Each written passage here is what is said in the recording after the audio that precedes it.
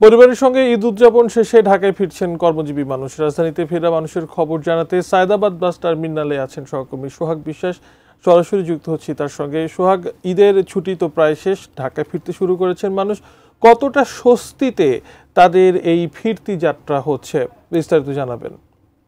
চিত্র সেটি আসলে কিন্তু কমলাপুর রেল স্টেশনের চিত্র আর বাস টার্মিনালের চিত্র একটু ভিন্ন। কারণ সায়দাবাদ মুখী অর্থাৎ দক্ষিণ অঞ্চলের যে বাসগুলো সায়দাবাদে ঢোকে সেই জায়গায় প্রচণ্ড পরিমাণে জ্যাম আছে, যেহেতু এই দক্ষিণ অঞ্চলের পুরো বাসগুলো কিন্তু আসলে এই রুট দিয়েই ঢাকার মধ্যে প্রবেশ করে। সে কারণে কিন্তু আসলে প্রচুর চাপ আছে, যাত্রীদের প্রচুর চাপ আছে ওই দিক থেকে। কিন্তু এই দিক থেকে যাত্রাবাড়ি থেকে অর্থাৎ ঢাকার বাইরে যারা যায় সেই জায়গা থেকে কিন্তু আসলে চাপটা একটু কম রয়েছে। এখানে আমরা যখন এসেছি তখন বিভিন্ন বাসের যারা কন্ট্রাক্টর হেল্পার যারা রয়েছে তারা বলছিল যে ঢাকা থেকে আসলে এখন যাত্রী গ্রামের উদ্দেশ্যে যাচ্ছে, কিন্তু সেটি একদমই সীমিত আকারে, খুবই কম মানুষ যাচ্ছে। তবে আসার সংখ্যাটা এত পরিমাণে যে তারা আসলে এই দিক থেকে অনেক সময় খালি বাসও কোনোভাবে যাত্রীদের নামিয়ে দিয়ে আবার খালি বাস সেখানে নিয়ে যাচ্ছে। স্বাস্থ্যকর অল টাইম ফ্যামিলি কেক, সব সময় অল টাইম হেলদি লাইফ। আমরা বিভিন্নভাবে আসলে এখানে যাত্রীদের সাথে কথা বলবার চেষ্টা করেছি, এখানে যারা বাস মালিক সমিতি রয়েছে তাদের সাথে কথা বলবার চেষ্টা করেছি।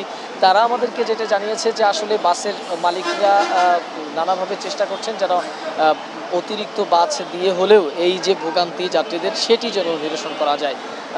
আমি এখানকার যারা বাস মালিক সংশ্লিষ্টরা রয়েছেন কিংবা এখানে যারা বাস ম্যানেজমেন্টের সাথে জড়িত তাদের সাথে একটু কথা বলবার চেষ্টা করব এবং জানবার চেষ্টা করব যে আসলে এখন পর্যন্ত এই যাত্রাবাড়িতে বাসের কেমন সংকট রয়েছে এবং যাত্রীরা আসলে এখন কেমন আসা যাওয়া করছে।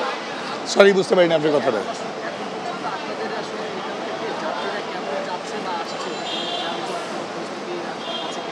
ধন্যবাদ আপনাকে। ঈদ পরবর্তী আসলে কিন্তু আমাদের ঘরমুখ মানুষের চাপ এখন নাই বা ওইরকম নাই, মোটামুটি খালি যাচ্ছে। কিন্তু ঈদের যারা বাড়িতে গিয়েছিল তাদেরকে নিরাপদে আনার জন্য আমাদের গাড়িগুলো সবই বাইরের মুখে আছে, তারা এখন ইন করছে ঢাকায়। এখন হলো প্রবেশ পথের জামটা বেশি দেখা যাচ্ছে বা শুনতেছি, বিভিন্ন জায়গায় আমরা খবর নিচ্ছি।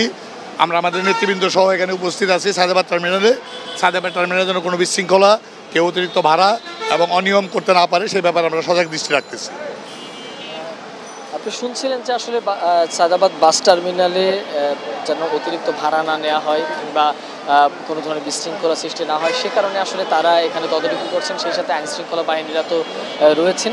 তবে আসলে সামগ্রিকভাবে যেটা বলা যায় সেটি হচ্ছে এখন এই সায়দাবাদ কিংবা যাত্রাবাড়ি এই মুখী যে বাসগুলো ঢাকার বাইরে থেকে আসছে সে কারণে কিন্তু আসলে ঢাকায় প্রবেশ পথে এক ধরনের তীব্র যানজটের সৃষ্টি হচ্ছে, কিন্তু ঢাকার ভিতরে যেহেতু যানজট নেই সে কারণে এই জায়গাটায় একটু ভোগান্তি তাদেরকে পোহাতে হচ্ছে।